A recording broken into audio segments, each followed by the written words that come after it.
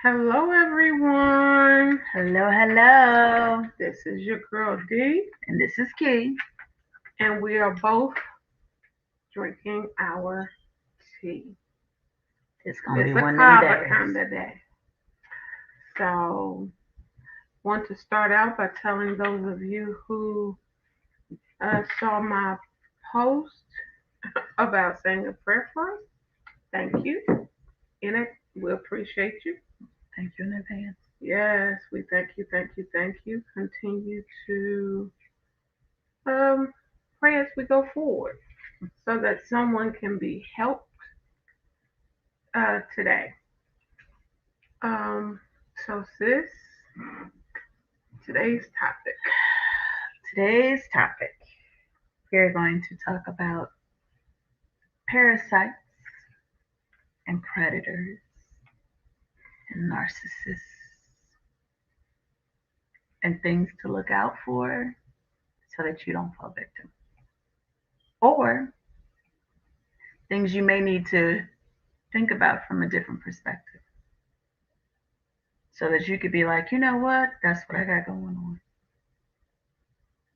So I'm going to start. Actually, I am going to start. I'm going to start a little different than I maybe originally intended. Um, there are some people who are very near and dear to me, and I call them my tribe. And my tribe consists of men and women all across the country, but my tribe is my tribe. I in extending my tribe or in trying to reach out within my tribe, just invited some new people in. I was supposed to be mentoring and talking to some people. Um, they tell you to always listen to your intuition when one plus one doesn't equal two. But my thought was I was not looking to be in a romantic situation. I did not anticipate this person being a danger to myself or to my family at that time.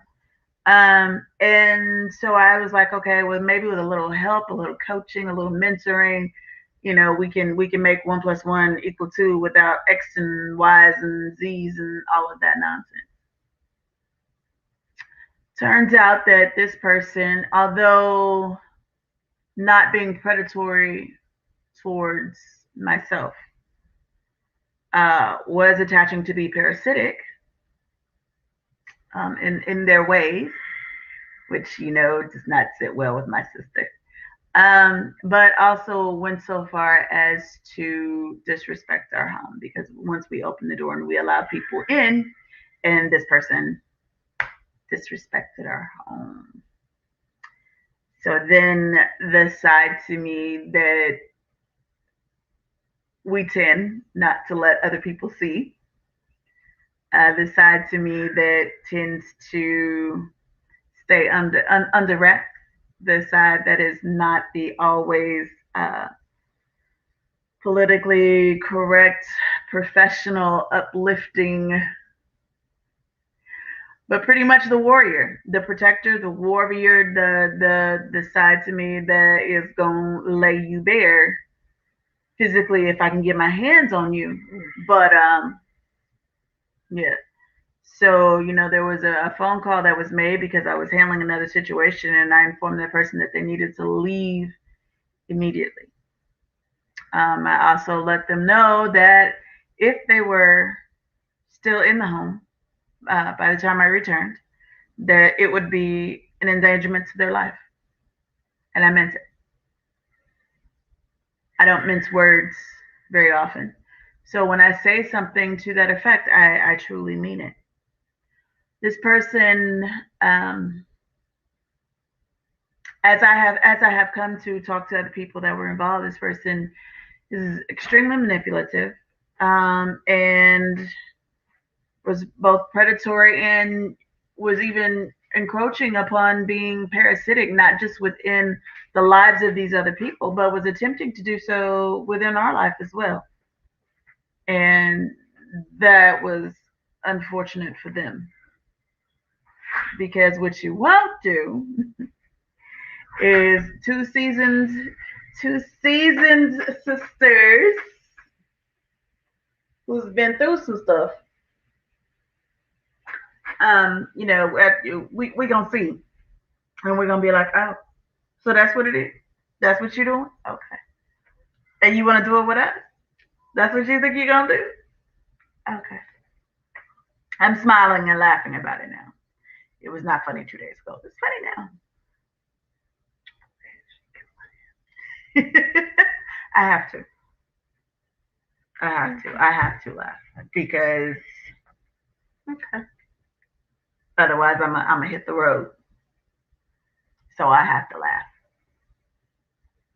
So we're gonna start with That one. Some red flags of emotional abusers. They make you feel sorry for them. Hey, Beatrice. They make you compromise your values. They make you feel used. They make you feel special. Not everybody who's trying to make you feel special is trying to use you though, or abuse you. But they make you feel special, but then they continue to do all this other stuff at the same time. They make you feel guilty and use that to manipulate you. They take a lot from you and give back very little.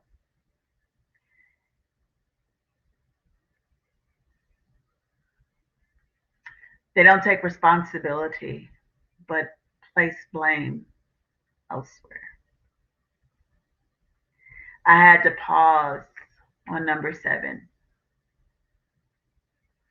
because this person, not only were they very slick with their narcissism, but he was narcissistic, and I will go ahead and say it was a young man that we are referring to, and he did some damage to some young ladies, um, again, that are a part of my tribe.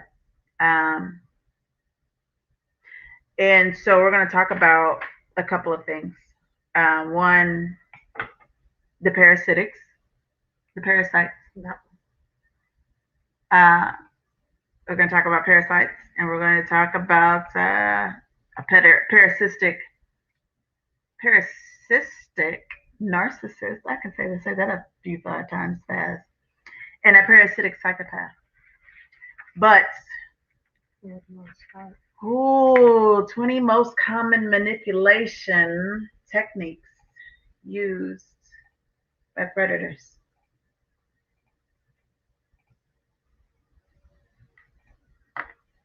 So, actually, one of the things that I really want to start with, but let's talk about parasites and predators. You want to start with the other one? No, I'm gonna start here. So, a parasite. I don't have the definition with me. Do you have the definition handy? Oh, Because I gave baby girl my phone. So, oh yeah, what I posted earlier. yes. Okay. Give me 2.2 Yeah, because I don't have the true definition. Right. Look it up right. Okay. A parasitic relationship is one in which one organism, the parasite, lives off of another organism, the host, harming it and possibly causing death. The parasite lives on or in the body of the host.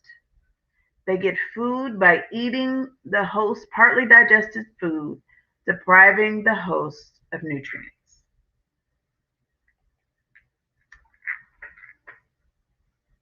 And those were actually definitions for what a parasitic relationship is among nature, as far as like animals, as far as eels, as far as leeches and things of that nature. But it is amazing how applicable Mm-hmm. it is when you discuss human nature. Absolutely. When with some people. Absolutely. So, um, who is at risk from a predator? Predators use a range of manipulation techniques in order to control their victims, but they often target certain types of personalities. This is because they want to be able to easily manipulate a person, and particular vulnerabilities in a person lend themselves to manipulation. You are more likely to become a victim of a predator if you have low self esteem, are naive, easy to please, lack an assertive nature, and have no confidence in yourself. I'm going to tell you that when you get into relationship, predators in relationships, yes, they do look for those things. Those are the things that they tune into. This particular predator got to know each of the people enough to know their weaknesses, their vulnerabilities, to know the things that, and I mean, and a couple of these young ladies very strong, just whatever, but they have certain things that they felt uncomfortable about, or were insecure about, or were just unsure about, and this person preyed upon those things. This person used those things fully to his advantage when trying to manipulate these young women fully, whether it was their home life, whether it was um, what they were doing financially, whether it was illness, mentally, physically, whatever, and those were the items used to manipulate these women. There was one young woman is unemployed and has a child, and was getting money from him on a regular, no, he was getting money from her on a regular basis. Like when I say regular basis, I mean like weekly. He was having these women to pay for a great evening, Miss Annette, having these women to pay for trips and all kinds of,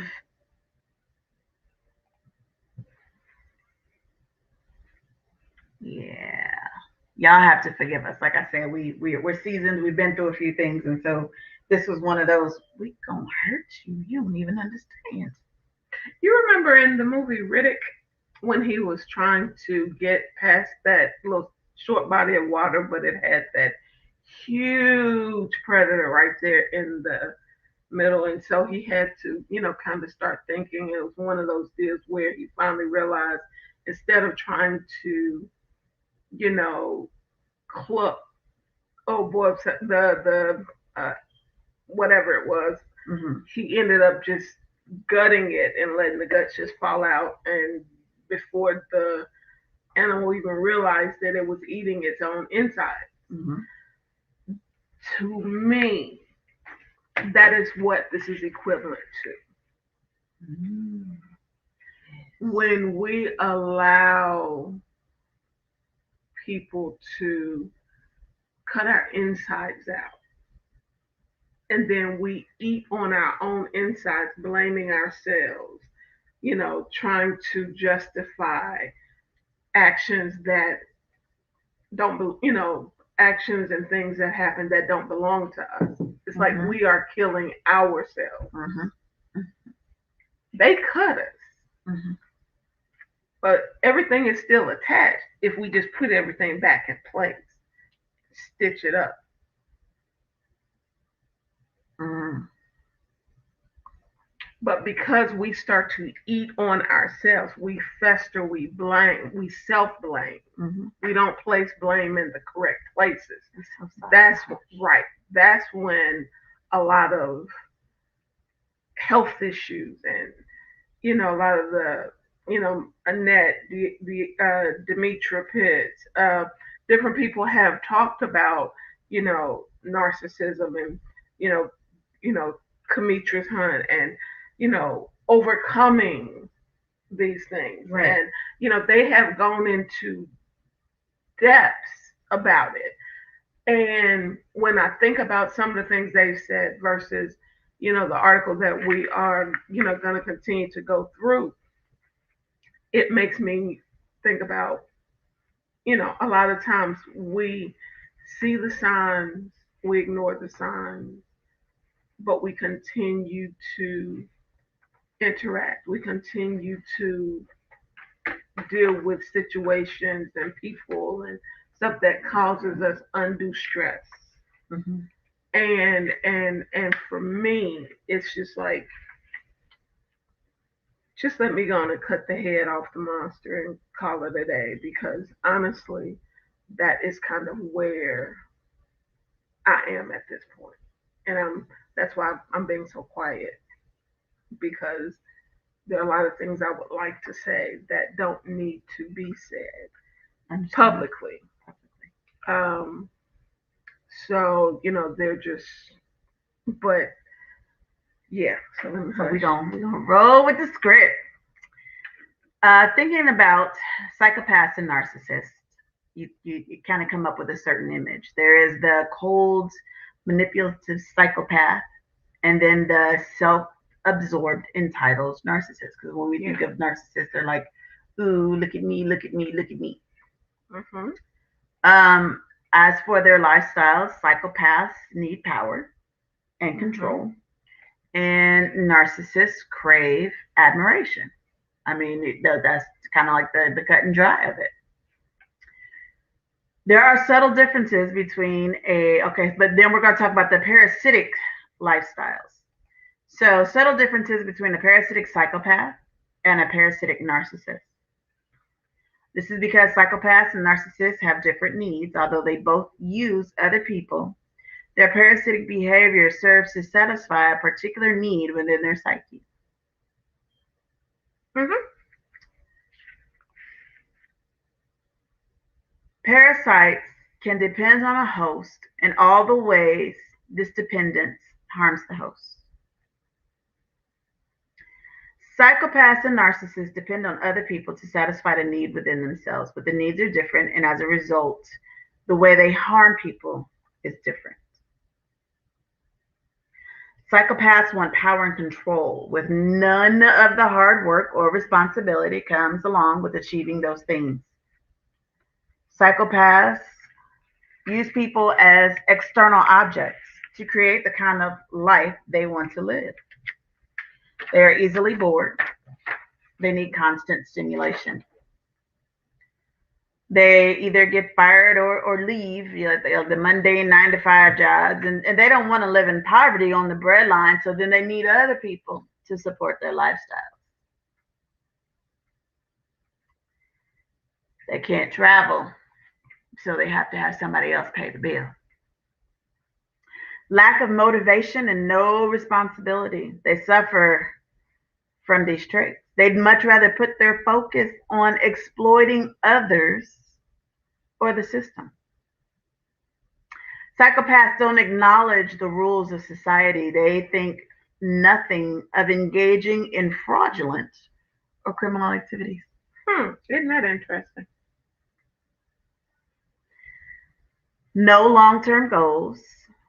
It's really problematic when you team up a psychopath's failure to plan for the future. Psychopaths won't have life insurance or good pension plans.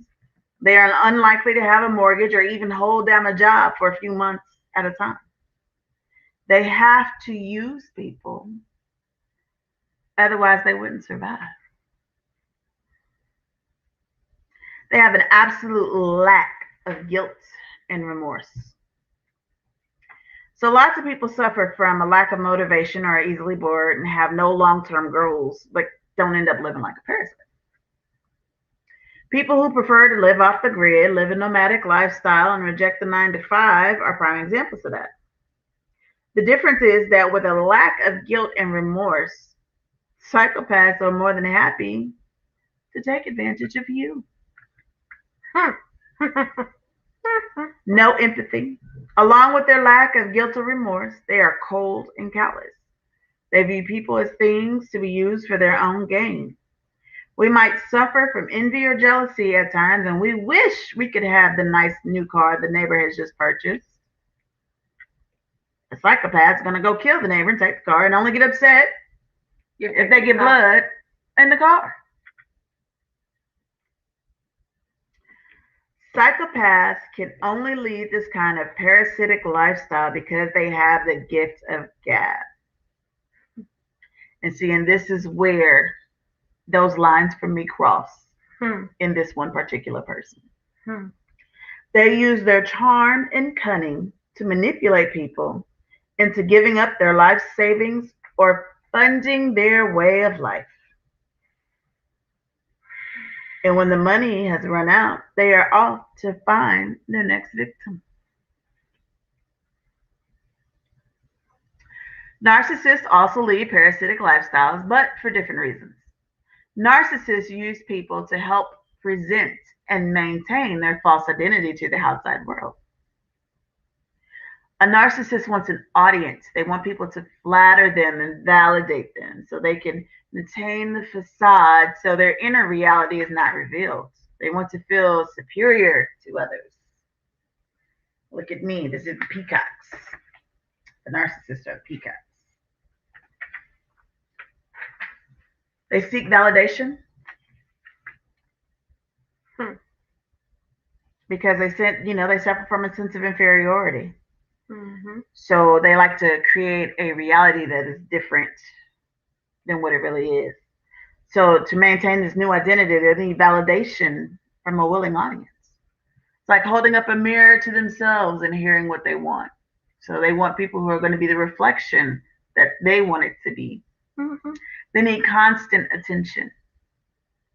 What's the point of being so wonderful? There's no one to bear witness to your greatness. They need to be admired and have their ego stroked. Your needs as a partner, relative, work colleague are irrelevant. You are only around the narcissist to perform sycophantic duties. Okay, so I'm going to stop there for just a moment.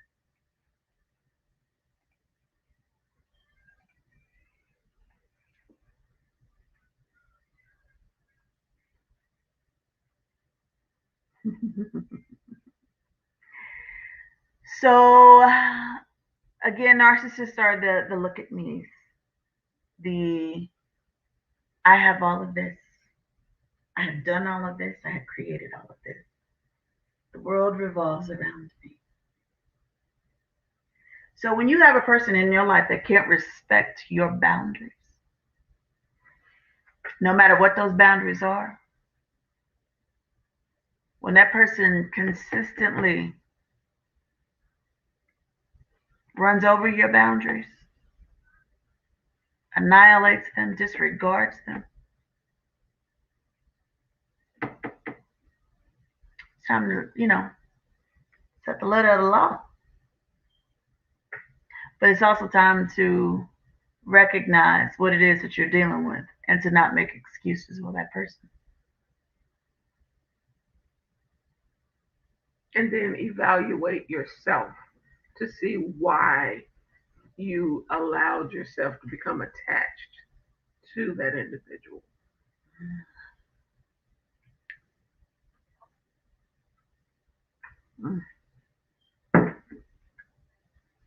Because if we know our why, we can address the root. Absolutely. And we won't have a need for validation. We won't have a need for, a lot of the things that predators tend to hone in on. So, it just is what it is. A sense of entitlement. The typical narcissist is far too wonderful to work hard and save up his or her money. But they are so superior and entitled, they can only have the best. And that's your role as the provider for whatever the hell it is that they want. They use the halo effect. Some narcissists elevate their status by surrounding themselves with people of a higher status. This may seem counterintuitive after all. Doesn't a narcissist want all the attention for his or herself? Usually the answer is yes. But some attach themselves to people of great influence and wealth, which gives them more gravitas. I'm going to say they're going to surround themselves with people who are doing better than them. So you think that they're, oh well, if they're hanging around with that person, oh, they must be all right. They've got this person in their life, and that person's talking to them and doing stuff with them. They must be all right. They must be doing something right, right? They must be doing something right. I don't know what I was thinking about them before, but they must be all right. They doing good for themselves. Their need trumps yours. In the case of a narcissistic parent, the child is the thing that brings them elevated status. The parent might push the child into an academic area they don't want to study, such as law or medicine. So the parent is viewed in a favorable light. The child's needs are discounted in favor of the parent. I'll tell you something. This tea sure is good today. That little lady upstairs, she drives me absolutely nuts. I want y'all to see my mug. It says teenage daughter survivor. That little child upstairs, she's not a little child. She's a young lady at this point. She got to go to school. That much she got to do. Just because mama needs her time, basically. But But no, it's because I want her to do well in life. Mm-hmm. If she decides to be a nature photographer, guess what? I'm not going to be mad about that. Whatever it is she decides she wants to do with her life, as long as she's happy and does it to the best of her abilities, I ain't going to be mad at her about it. Absolutely not. Lazy behavior. Narcissists are lazy unless they are showing off their talents in front of an adoring audience. As far as household chores or a job, forget it. Those are for suckers like you and me. Narcissists don't believe they should have to do menial chores or work. Such things are beneath them.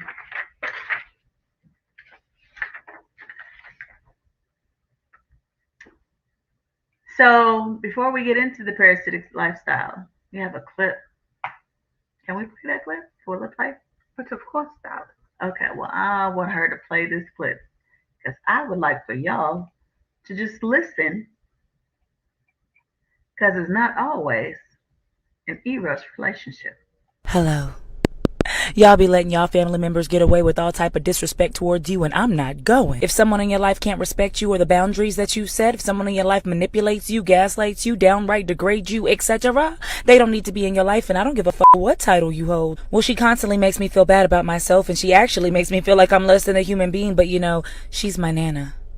Fuck Nana. You didn't get to pick your family. So just because somebody holds the title of mother, brother, sister doesn't mean that they can completely disrespect you and still have access to your life. You don't have to talk to these people ever again. You don't have to go to family functions or anything. If you told your mother that she's hurt you and she's not willing to change said actions, you don't have to fuck with your mother. So the next time grandma ignores your feelings and makes you feel bad about yourself anyway, tell her to go to hell. Do it with a smile.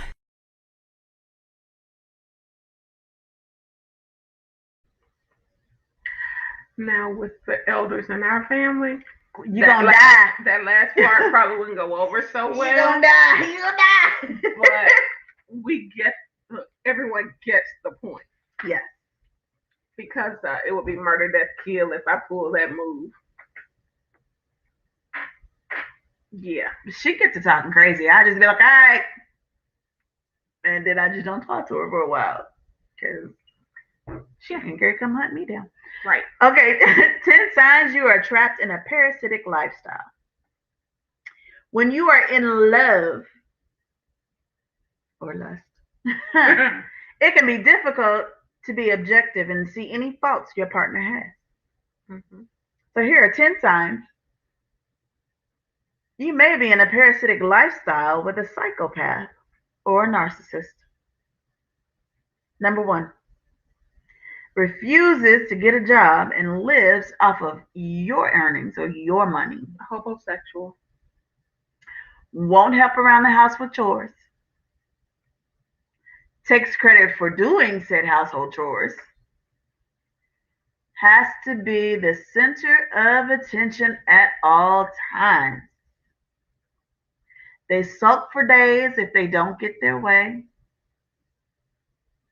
You give in to their demands because it's easier.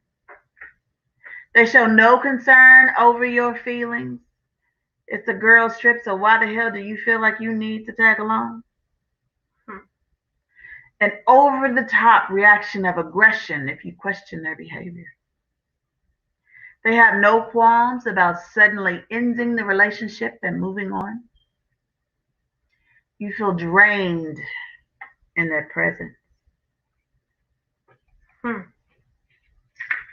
Remember, you are nothing but tools to these dark personalities, whether it is to furnish them with a certain lifestyle or to stroke their egos. Don't be fooled. Manipulation techniques are a common tool psychopaths, sociopaths, narcissists, and other types of predators use to exert control over their victims. We all use manipulation at some point in our lives, whether it be telling a little white lie to get out of a situation or using flattery to get what we want. For some people, however, using manipulation is a way of life. And their first weapon in an arsenal of techniques to overpower their victim. Here are 20 of the most common manipulation techniques. Lying. Predators are constantly lying about practically everything in their life. They do this to wrong-foot their victims and confuse them. Lying is one of the manipulation techniques psychopaths typically use because they have no qualms about it. Not telling the whole truth, lies of omission, as far as I'm concerned, or not telling the whole story, I should say. Same thing. This is different to lying, as a predator will often keep a key part of the story to themselves in order to put their victims at a disadvantage. So you're telling the story, but you ain't telling it out. Mm-hmm. You didn't tell what you did to get the ball rolling. All we know is the response and the reaction of the individual that you wronged. Absolutely. So therefore, you are the victim. Because why would they say such things? Why would they act that way? Towards me, I've been nothing but warm and loving and kind and generous and a companion, and I've done nothing but check in on them and bullshit. Well, the first one, lying. Lying. Okay. Frequent mood swings. Never knowing what mood your partner is going to be in when you get home. So does that make me a predator? Because y'all. No, you just crazy. Whether they'll be happy or angry is a very useful tool to the predator. It keeps their victim off balance and makes them more malleable. Mm-hmm. Love bombing and devaluation. Love bombing, narcissists usually use love bombing as a manipulation tactic. They will go on a charm offensive and get you hooked into thinking that this is the best relationship ever. It says then they'll drop you like a ton of bricks without explanation. I won't even say that. I will say, because before you get to the point where you're being dropped like a ton of bricks, they're going to take you on the roller coaster of your lifetime. They are going to use and abuse and manipulate and suck you dry. Mm-hmm. And then they're going to move on like nothing happened. Mm-hmm. Nothing at all. Punishment. That can include anything from constant nagging, shouting, to silent treatment, physical violence, and mental abuse. Denial. Often the simplest way a predator will manipulate a person is by denying the thing that they are accused of ever happening. They who shall not be. Spinning the truth. How many times have politicians twisted the facts to suit themselves? This spinning of the truth is often used to disguise bad behavior by predators such as social predators. I think we witnessed that one, to be quite honest. Mm-hmm. Minimizing. When a predator will try and play down their actions as not important or damaging and shift the blame onto the victim for overreacting. Mm-hmm. Sip your tea, honey, sip your tea. Mm-hmm. Plays the victim. The manipulator will themselves take on the role of victim in order to gain sympathy and compassion for those around them. We as humans are naturally drawn to helping people when they are suffering. Mm. Targets the victim. When a manipulator accuses the victim of wrongdoing, they are making the victim defend themselves, whilst the predator is able to master their own manipulation techniques. Then the focus is on the victim, not the accuser. Mm-hmm. Positive reinforcement. This includes buying expensive presents, praising them, giving them money, constantly apologizing for their behavior or saying, I accept that I did this. I know I did this, but I did this little thing. And they did this huge, monstrous thing over here. But I just did this little thing. Just this little thing. Excessive charm and paying lots of attention. But they aren't really paying attention. Don't get it twisted. Moves the goalposts.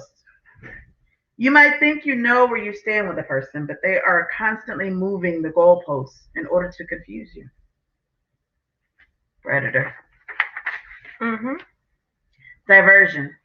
Diverting the conversation away from the perpetrator's act and moving the conversation onto a different topic is a typical way predators manipulate their victims.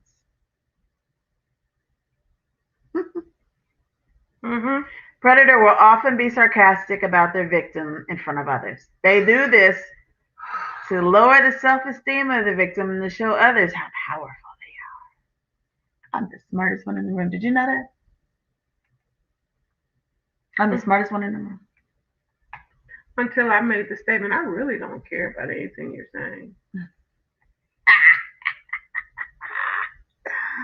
Looking just like this, I'm like, I'm trying to cook dinner Don't care. for my family. Don't care. You're running off at the mouth. Don't care. Oh, because I try to be respectful of other people, of other people's homes, and there's and now at this time, I am completely oblivious to the fact that you have disrespected Our home on the the highest level. sanctity. And the reason that I know that nobody else knows is because he's still alive. Oops. Okay. Yeah. And none of us is in the poking. Playing the innocent card. Playing the innocent card. A true manipulator will feign the utmost shock and confusion at being accused of any wrongdoing. Their surprise is so convincing that the victim may question their own judgment. Oh, I skipped flattery. That's because it didn't even sit right coming out of my mouth. Like flattery, it just. And the guilt tripping. If I say in order to be effective, they've got to have a good mouthpiece. Yes. So yes. Over the top aggression. Manipulators often use rage and aggression to shock their victims into submission. Excuse me. The anger is also a tool to shut down any further conversation on the topic, as the victim is scared, but focused now on controlling the anger, not the original topic. Mm-hmm. Isolation is far easier to keep a person under control if they are isolated from family members and friends who could shed some light and truth on the situation. I don't want you talking to each other. The Mm. hell? Pains, love, and empathy. Let me make this a little larger on the screen. I know they can see it, but I need for everybody to. Pains, love, and empathy.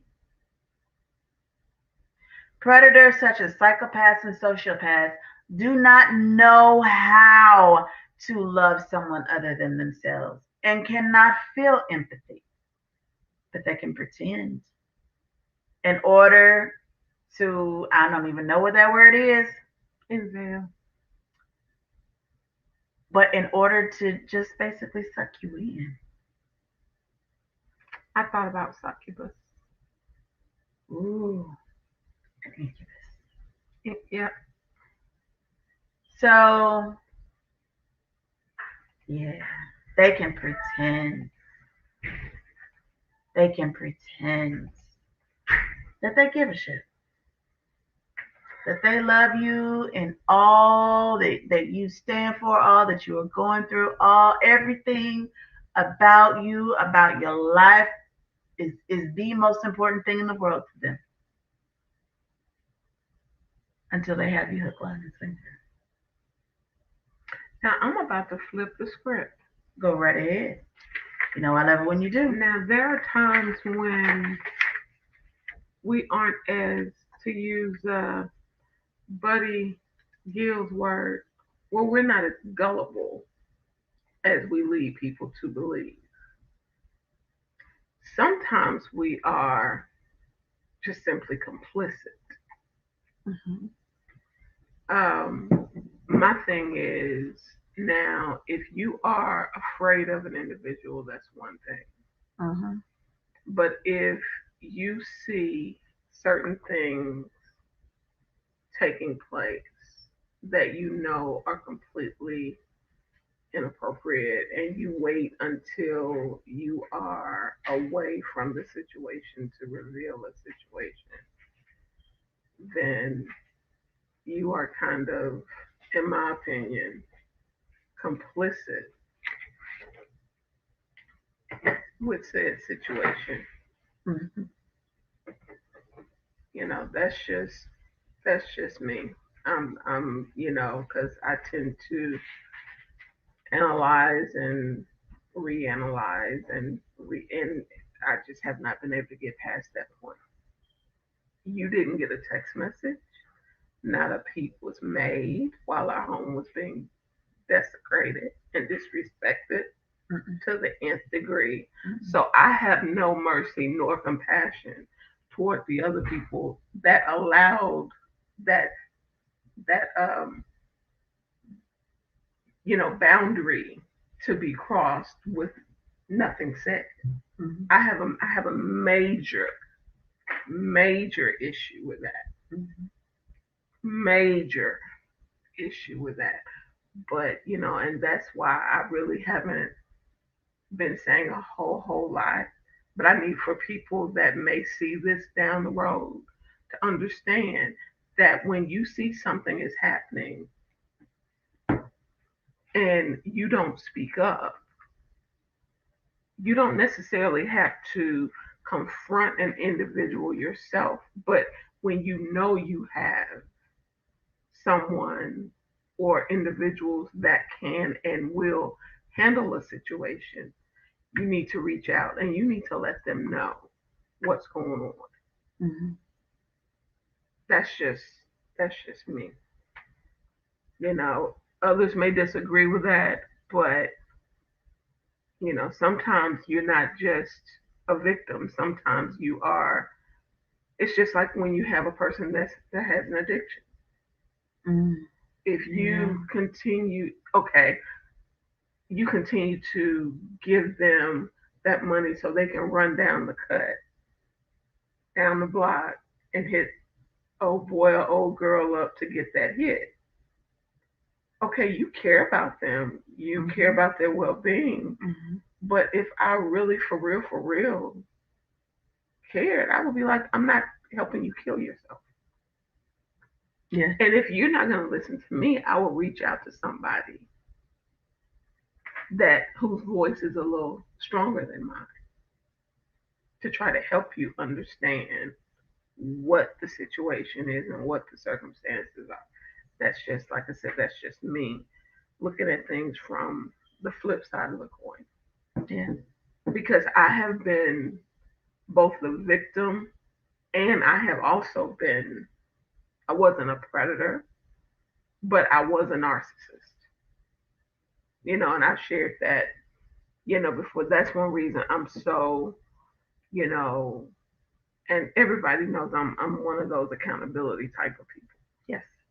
Don't give me the woe is me, without giving me, like you said, the full story.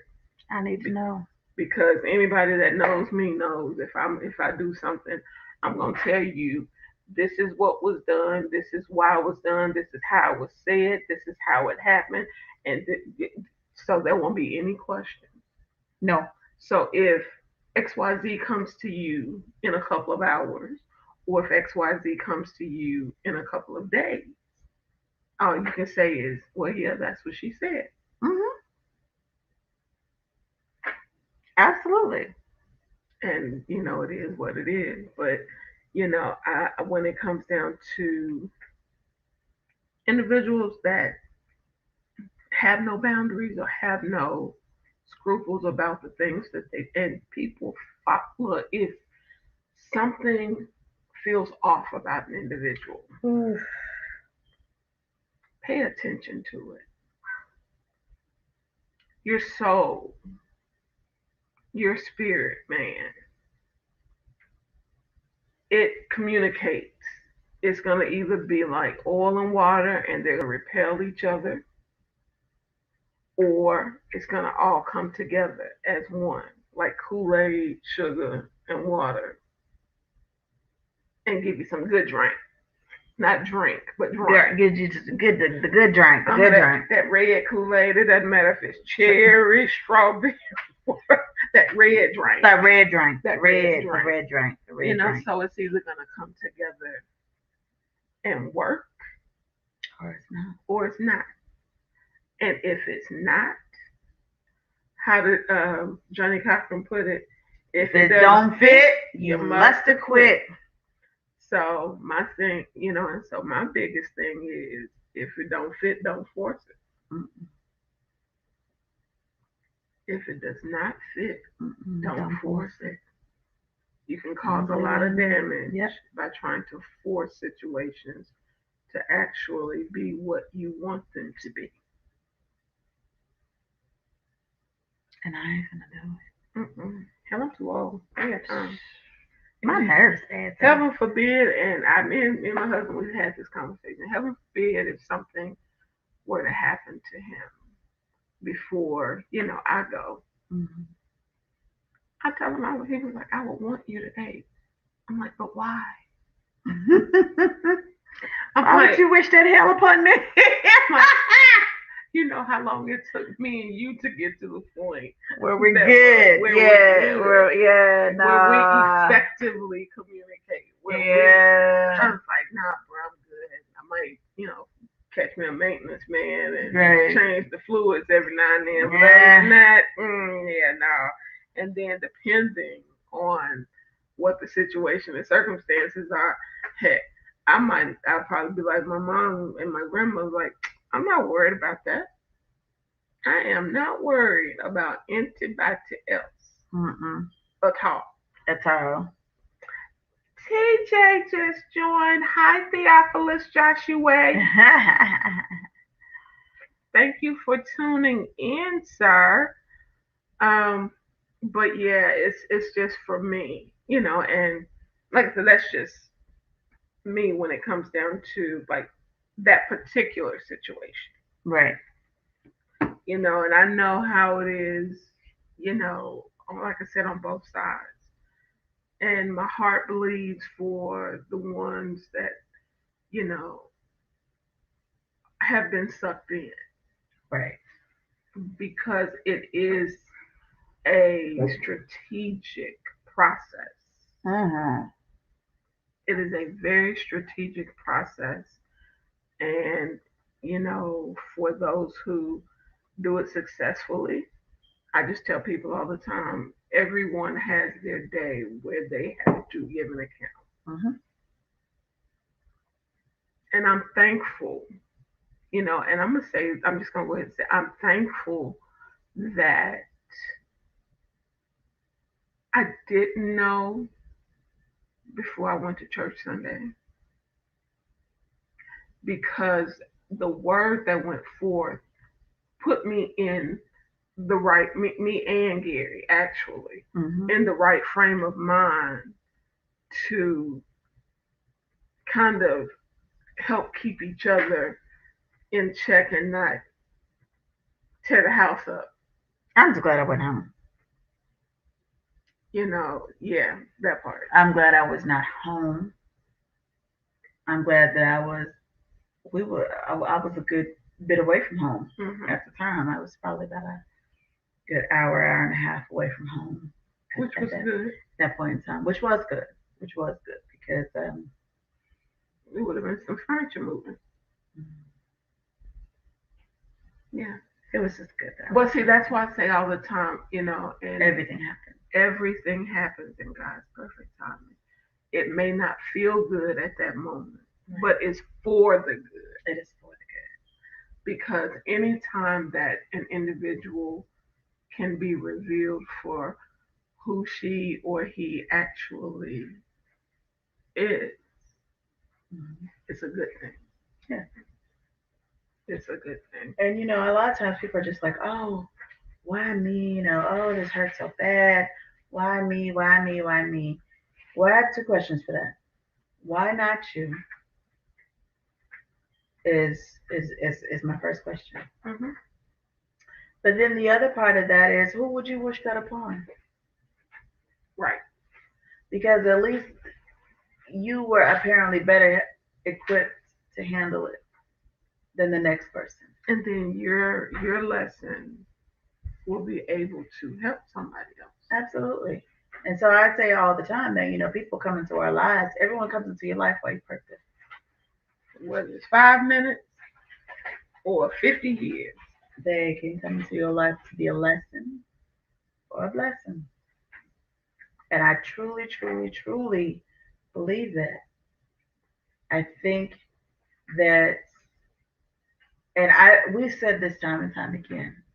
And sometimes for me personally, I just be like, okay, am I just overreacting? Am I just being whatever? We talk about all the time, listen to your intuition. So for me, when things don't sit right in my spirit, I'm like, okay, well, why doesn't this sit right?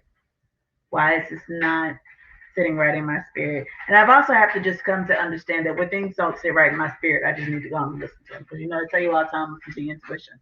That when things don't sit right in your spirit or whatever is going on, that is your intuition going, something right. With this particular individual, I took the something that wasn't right as just something that needed coaching and mentoring. I didn't really see it as this person potentially, really being harmful, and by the actual definition of it, we had a whole sociopath up in our house this weekend. That's okay because we have four that live here all the time. No, those are psychopaths. Yeah, there is a major difference. Yeah. Yeah. Yeah. Mm-hmm. So she said those are psychopaths. Those are psychopaths. And not psychopaths. Don't be talking about my family. Listen, and not psychopaths as in the parasitic kind, because we all stand on our own. We don't need, not that kind of psychopath. But yeah, no, yeah, we had a whole sociopath, narcissistic sociopath up in our house this weekend. And I have to take that hit. I have to take that hit because I didn't listen to my own spirit, because I took it as just something. This is, that yeah, this person's got issues, but this person needs coaching. This person needs mentoring. This person needs just someone, because it was a younger person, needed someone to kind of guide them and steer The them. And mother so hen and you came out. it did. It did. Um, But not everyone is.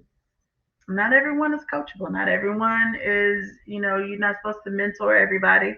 I know why a lot of people are now hesitant to mentor people, because you put yourself and your family and your home at times in harm's way. Do I believe that there would have been actual physical harm done? Not to anyone who actually lives here. To the person who was visiting, yes. The people that were visiting. Yeah. Because one managed to get out of here alive without us ever knowing anything about it. I'm advise you to keep your ass out of my inbox, because if I do find you, I got a conversation for you. Um, but yeah, I'm sorry, did I do that online? My bad. in my face. No. But has that person been in your inbox? Oh yeah, they jumped into my inbox as soon as everything was known. They jumped into my inbox. Well, I need your inbox. I need Oh, access. here you go. And we'll deal with that. We'll deal with that. Cause We'll deal. Yeah, we'll deal with that. We'll handle that right. Oh yeah. I'm just Mm-hmm. there. You go. Okay.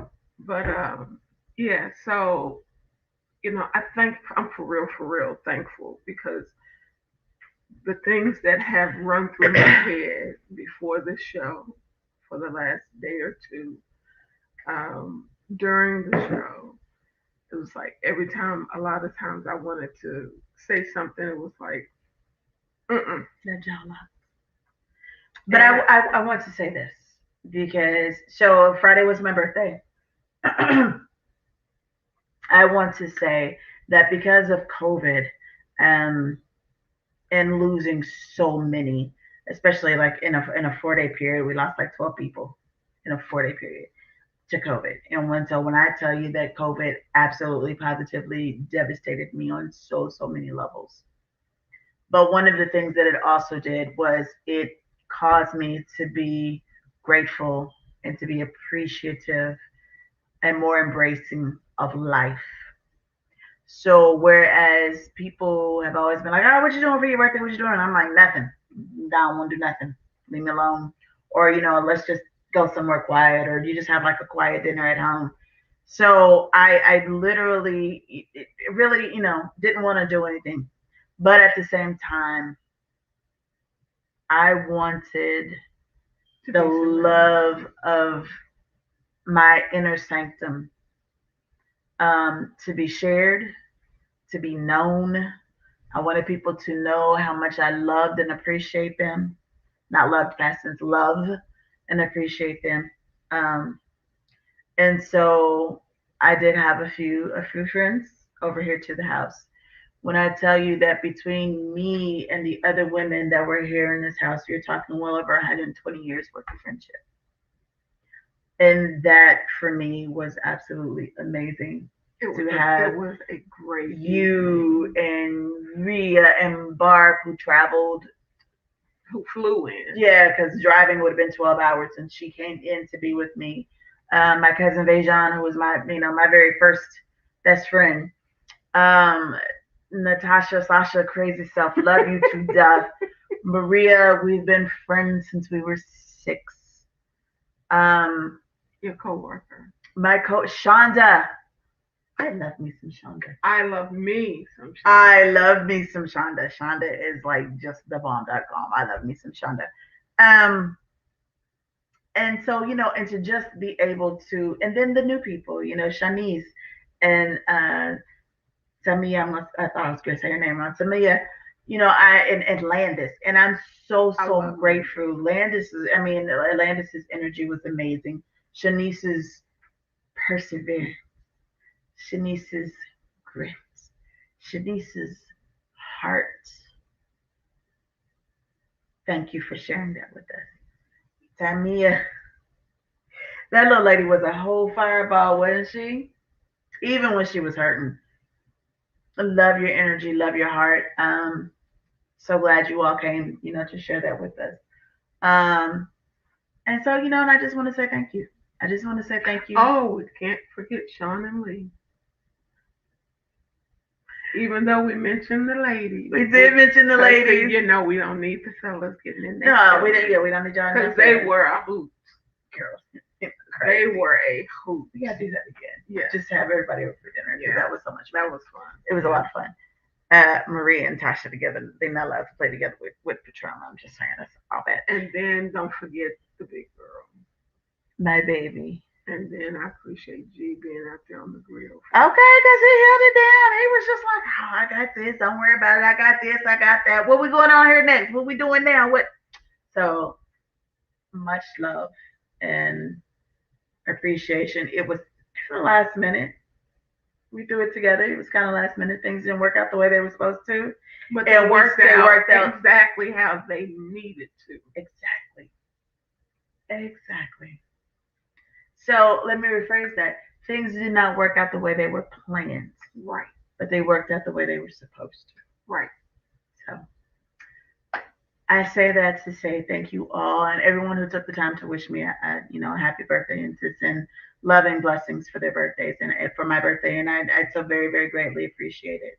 And I thank you because without you, none of this would have happened and people would have been dead and sitting outside and had pieces buried in the backyard. And well, no, there's a body of water. Oh yeah, just let it float on down the way. Anywho, so oh, that was crazy. Anyway, so I just wanted to say thank you to everyone. Thank you for being with us this evening as we shared this information. I hope that this information touched someone, helped someone, because one of we believe in education, empowerment. We're still here to entertain you, but we always want you to be educated and empowered because that's the most important part. Yeah. That is the most important part in what we do. We need to make sure that our listeners, our friends, the people in our communities are educated. And in being educated, then you are able to empower yourself and to empower others. And you are able to, and enrich your own lives. But to also sometimes, we have to do ones like this so that you are able to just be aware. Yeah, step outside the box because sometimes, like in my case, I had to acknowledge my own, downfalls, and I had to fix them. Yes, absolutely.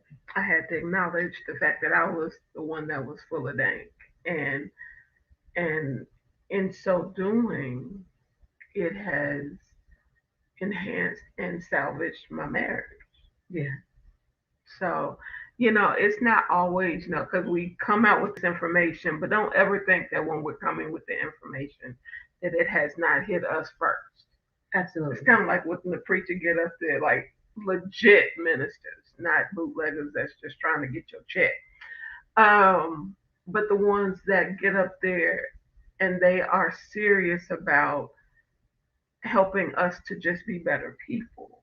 They will say, look, this kicking me in my face first. Yeah. I had to it had to hit me before I could give it to you. So that means I gotta get me together. I can't just tell you need to get it together. Or I'm gonna tell you one of the absolute best ministers that I ever had in my life. This is when I was very heavy in the church. But he was one of those people that kept me in the church and kept me grounded and rooted in the church.